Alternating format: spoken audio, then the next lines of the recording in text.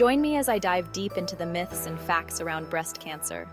I'll be challenging myself to see if I can truly avoid it with the right lifestyle changes. Breast cancer is a topic that's always at the forefront of many women's minds.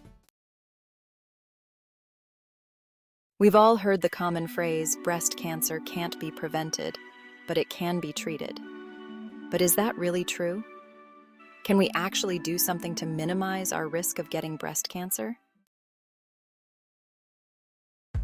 More and more women are finding themselves overwhelmed by the sheer amount of information out there on breast cancer prevention, from dietary changes to environmental factors. It's hard to know what's worth paying attention to and what's just hype. We're constantly being told that if we just eat the right foods, exercise regularly, and avoid certain toxins, we'll be safe from the clutches of breast cancer. But what does the science really say? I know I'm not alone in feeling frustrated by the lack of clear guidance on what truly works. We've been led to believe that if we follow a certain set of rules, we'll be protected from breast cancer. But the truth is, it's not that simple. There are so many factors at play, from our genetic makeup to the world around us, that it's hard to pinpoint what's really driving our risk. It's no wonder we're left feeling confused and unsure of what to do. One thing is for sure, though. We can't just sit back and wait for a solution to magically appear. We need to take control of our own health and start making informed choices that are backed by real science. So, let's take a closer look at the various factors that contribute to breast cancer risk, and what we can do to minimize our chances of getting it. When it comes to breast cancer risk, there's no denying that genetics play a significant role. If you have a family history of breast cancer, you're more likely to develop it yourself. But what about lifestyle choices? Does eating organic and avoiding processed foods really make a difference? And what about environmental influences? Are we really at the mercy of toxins in our air and water? Research has shown that certain lifestyle changes can indeed lower our risk of breast cancer.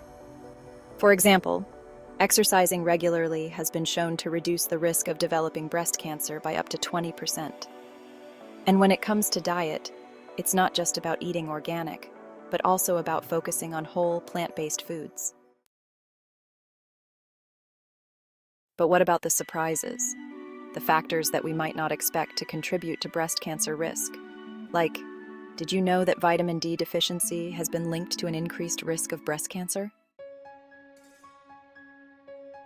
One of the most surprising insights I came across was the role that stress plays in breast cancer development. Chronic stress can actually increase our risk of breast cancer by up to 30%.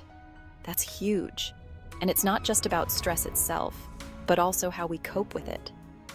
When we're under chronic stress, our bodies produce more cortisol, which can actually fuel the growth of cancer cells. Who knew that taking a few deep breaths and practicing mindfulness could be so crucial to our health? Recent studies have also highlighted the importance of gut health in breast cancer prevention. It turns out that an imbalance of gut bacteria can actually increase our risk of breast cancer. This is because our gut microbiome plays a crucial role in regulating our immune system and detoxifying our bodies. So, taking care of our gut health by eating fermented foods and taking probiotics can actually be a game changer in terms of breast cancer prevention. So, what's the takeaway from all of this? Breast cancer prevention is complex. It's not just about one or two magic bullets, but about making informed choices that take into account our genetics, lifestyle, and environment. We need to be willing to challenge our assumptions and listen to what the science is telling us. Only then can we truly start to take control of our own health and reduce our risk of breast cancer. Thanks for joining me on this journey into the world of breast cancer prevention. If you've got thoughts or experiences you'd like to share, please leave them in the comments below. And if you're interested in learning more about health and wellness, be sure to check out my next video on the connection between stress and chronic disease.